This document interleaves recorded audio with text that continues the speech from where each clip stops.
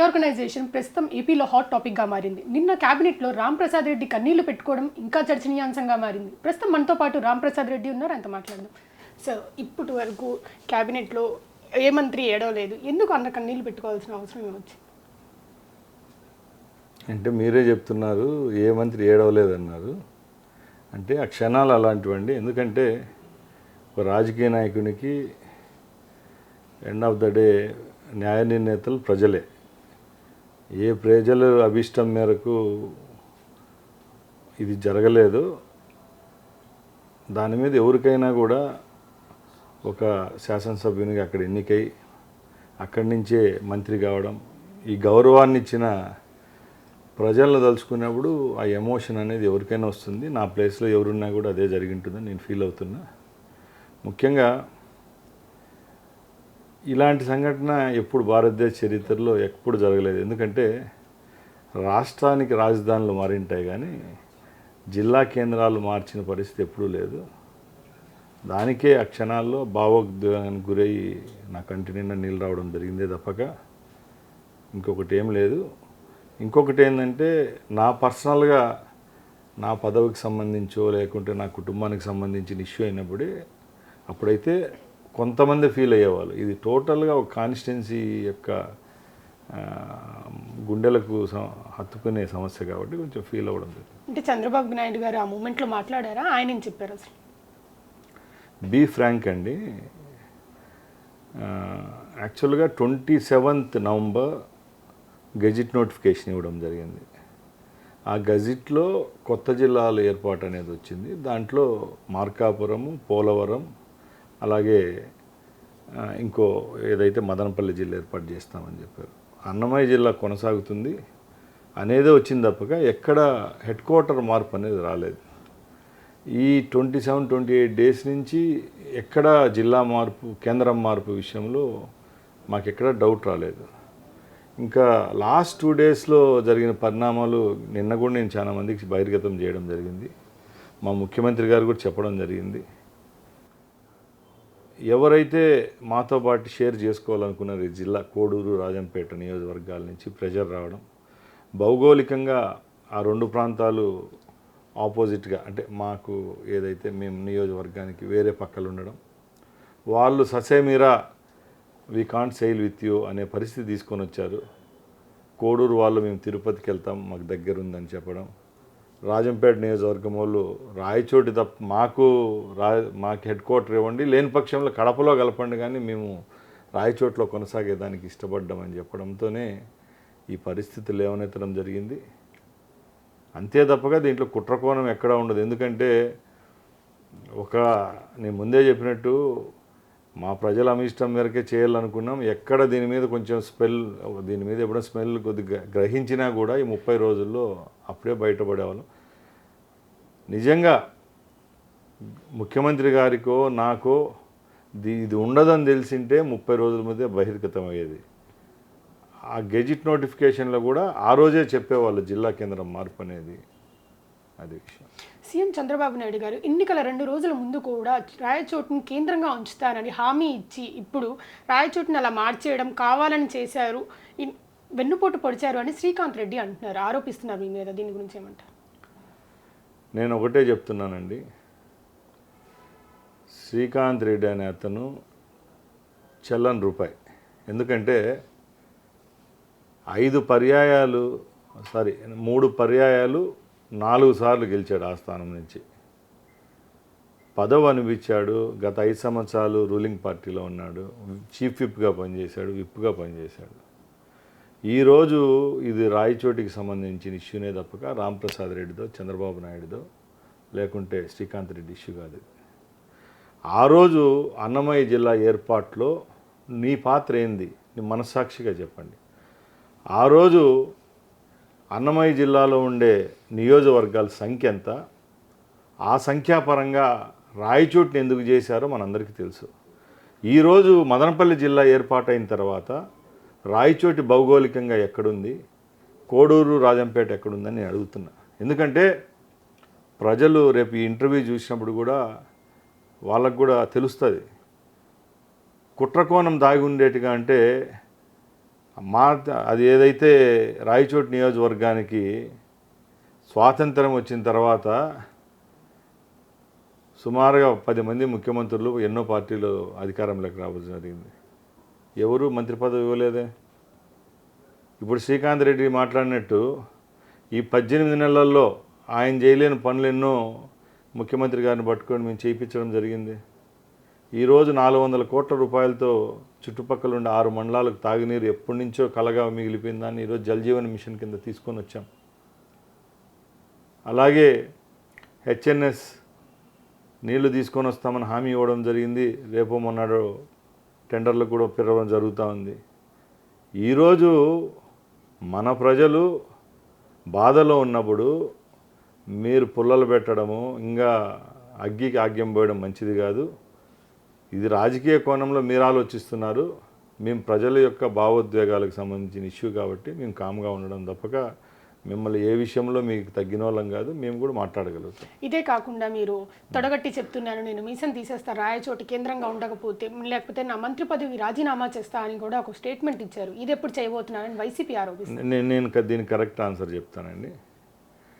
యాక్చువల్గా ఈ issue start అయింది ఎప్పుడంటే, నీకు మంత్రి పదవి ముఖ్యమా, నీ ప్రాంతం యొక్క అభివృద్ధో లేకపోతే మీకు రాజధాని డిస్టిక్ హెడ్ క్వార్టర్ ముఖ్యమనే పరిస్థితి వస్తే మా ముఖ్యమంత్రి గారు లేకపోతే మాకు సంబంధించిన వాళ్ళు, అయ్యా నీకు మంత్రి పదవి వద్దనుకుంటే మీకు రాయచోటిని కేంద్రంగా కంటిన్యూ చేస్తామని అంటే నేను 10 నిమిషాల్లో రాజీనామా చేసి ఇచ్చేవాడినండి. వీళ్ళ దగ్గర చెప్పించుకుంటే అంత హీన సంస్కృతిలో నేను లేను. నేను ఫస్టే ఎవరైతే మంత్రివర్గ ఉపసంఘంలో ఉన్న సభ్యులకు కానీ మా ముఖ్యమంత్రికి కానీ నేను ఒకటే చెప్పా, నేను ఈ మంత్రి పదవి అడ్డంకి అయితే నా జిల్లాకు నేను సిద్ధంగా ఉన్నాను వదులుకుండేదానికి. దయచేసి మీరు రాజంపేటకు కానీ లేకపోతే కోడూరుకు సంబంధించిన ఏ నాయకుని కానీ ఇవ్వచ్చు అని చెప్పాను. దానికి నేను ఇప్పటికి కూడా కట్టుబడి ఉన్నాను. ఇప్పుడు కూడా మా ప్రాంతానికి హక్కు దక్కేట్టుగా అంటే నేను సిద్ధంగా ఉన్నాను. మీరు కాంప్రమైజ్ అయినా రాయచోటి ప్రజలు మాత్రం నేను కాంప్రమైజ్ అవ్వను, 31st ర్యాలీ తీసి వస్తామంటున్నారు. వాళ్ళకి మీరేం సమాధానం చెప్తారు? నేను ఇదే శ్రీకాంత్ రెడ్డిని అడుగుతున్నానండి.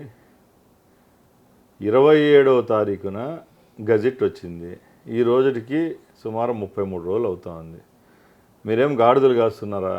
వైసీపీకి సంబంధించిన వాళ్ళు ఏ రోజన్నా జేఏసీ మేము ఫామ్ చేశాము, దాంట్లో జేఏసీలోకి మీరు ఎక్కడన్నా వచ్చారా? రాయచోటికి సంబంధించిన జిల్లా హెడ్ క్వార్టర్గా ఉండాలని చెప్పి మీ నినాదాలు ఏడం చేశారా?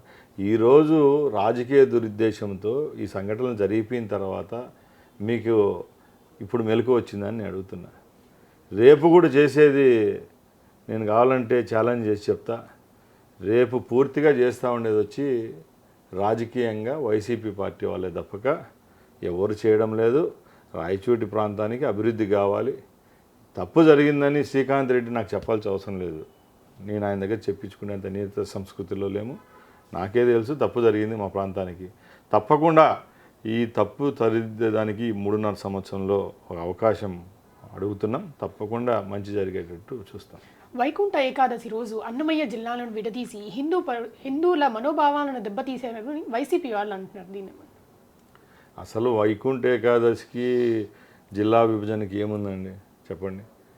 365 రోజుల్లో ఏదో ఒక రోజు దేవునిది కార్యం ఉంటుంది. మన 25వ తారీఖున క్రిస్మస్ వచ్చింది, రేపు వైకుంఠ ఏకాదశి, 1వ న్యూ ఇయర్, ఉగాది వస్తుంది, పోతూ ఉంటుంది.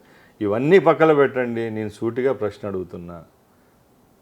జిల్లా విభజన అనేది జరిగిన తర్వాత భౌగోళికంగా ఎన్నో మార్పులు చేర్పులు జరిగాయి. మదనపల్లి జిల్లా ఏర్పాటైన తర్వాత భౌగోళికంగా రాయచోటి ఏకాకయింది.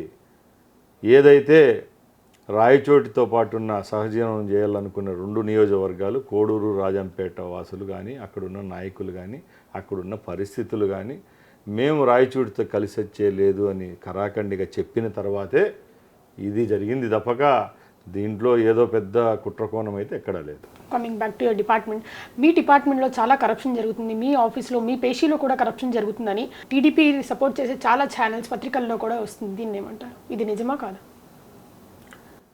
నేను ఒకటే చెప్తున్నా, ఈరోజు కరప్షన్ జరుగుతుందని చెప్పేదానికి మీడియా ఛానల్లో పత్రికలకో హక్కు లేదండి. మీరు రాసుకోండి, మేమేం బాధపడడం లేదు.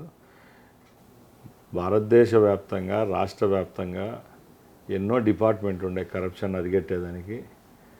ఇంతవరకు ఈ 18 నెలల్లో ఏ డిపార్ట్మెంట్కి సంబంధించిన వాళ్ళు నా పేషీ మీద కానీ మా డిపార్ట్మెంట్ మీద కానీ ఒక్క సంజాయిషి అడిగినా కూడా ఏ దానికైనా సిద్ధంగా ఉన్నాను. పేపరే బైబిల్, భగవద్గీత, ఖురాన్ అనుకుంటే ఇంకా ప్రతి ఒక్క రోజు ఏ డిపార్ట్మెంట్ రాలేదో ఒకసారి చెప్పండి. అంచెలంచెలుగా ఒకరోజు రెవెన్యూ మీద వస్తుంది, ఒకరోజు ట్రాన్స్పోర్ట్ మీద వస్తుంది, ఒకరోజు స్పోర్ట్స్ మీద వస్తుంది, ఒకరోజు జలవనరుల మీద వస్తుంది, మున్సిపల్ అడ్మినిస్ట్రేషన్ మీద వస్తుంది, వస్తూనే ఉన్నాయి. ఇవన్నీ పూర్తిగా ఫైనల్ జడ్జిమెంట్ ఇచ్చేది పేపర్లో, టీవీలో కాదు. అంత నిఘా మా మీద ఉన్నప్పుడు తప్పకుండా ఎన్ని నోడల్ ఏజెన్సీలు ఉన్నాయి, ఏసీబీ ఉంది, ఎవరు అధికారులు పేషీలో ఉన్న వాళ్ళు ఏసీపీ వాళ్ళు వచ్చి పట్టుకోవాలి కదా, అట్లీస్ట్ ఏం జరిగింది చెప్పాలి కదా. మీరు రాసినంత మాత్రం నిజాలు అయిపోయేట్టుకంటే ఇంకా డిపార్ట్మెంట్లన్నీ ఎందుకు ఉండాలండి.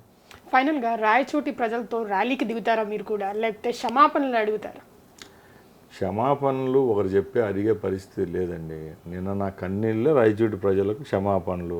ఆల్రెడీ నిన్న నేను ప్రతిపక్షాలు ఘోషించకముందే, ప్రతిపక్షాలు వేలెత్తి చూపకముందే నేను అప్పీల్ చేశాను. తప్పు జరిగింది, ఈ సరిదిద్దుకుండేదానికి ఏ విధమైన ప్రణాళికాబద్ధమైన అభివృద్ధి రాయచోటికి జరగాలో అది ముఖ్యమంత్రి గారితో చర్చించాము. తప్పకుండా ఈడ ఉండే గ్యాప్ ఏదైతే ఉందో దాన్ని పుడుస్తా అని చెప్పారు, దానికి చేస్తాము. ఇప్పుడు శ్రీకాంత్ రెడ్డి ఈ 3.5 సంవత్సరంలో ఏ హోదాలో వచ్చి ఏం చేస్తాడు చెప్పండి. ఓకే, నేను ఈరోజు రాజీనామా చేస్తాను, సంతోషం. చేసిన తర్వాత నేను ఏం చేయగలుగుతాం రాయచోటికి చెప్పండి. నా రాజీనామే దీనికి పరిష్కారం అనుకుంటే I'm least bothered about that. But ఈరోజు అట్లా అనుకుంటే గత 5 సంవత్సరాల్లో వైసీపీకి సంబంధించిన నాయకులు ఒక 100 మంది చెప్పింటారు. జగన్మోహన్ రెడ్డి 20 సంవత్సరాలు నేను ముఖ్యమంత్రిగా ఉంటాను, నా ఫోటో పెట్టుకోండి అన్నాడు. ఆయన కూడా ముందే డిసైడ్ అయిపోయినాడు 20 సంవత్సరాలు నేను ముఖ్యమంత్రి ఉండలేదు. ఆయన పోలే 11 సీట్లు ఎందుకు వచ్చినాయి ఆయనకు చెప్పండి. ఎవరైనా కూడా వాళ్ళ ప్రాంతం యొక్క అభివృద్ధి విషయంలో, మనోభావాల విషయంలో కరాఖండిగా ఉంటారు. ఏ నాయకుడైనా. నా పరిస్థితిలో శ్రీకాంత్ రెడ్డి కూడా ఉంటాడు. అంత గట్టిగా సవాల్ చేసి చెప్పామంటే నాకు చిత్తశుద్ధి ఉంది, నేను చేయాలనుకున్నాను, నిలపాలనుకున్నాను. నా ప్రయత్నం తప్ప నేను ఎక్కడ అనడం లేదు. నా ప్రయత్నంలో 100% నేను కమిటెడ్గా పనిచేశా. అక్కడున్న పరిస్థితులు చూడకుండా ఈరోజు మళ్ళీ ఇలా మాట్లాడడం అయితే చాలా విడ్డూరంగా ఉంది. Thank you for your valuable times. Thank you. Signing off Atha Mohammed, RTV Vijayawada. Local to global news at your fingertips. మీ చేతిలో ఒక ఆయుధం. Download Raw TV app. Media legend Ravi Prakash is back.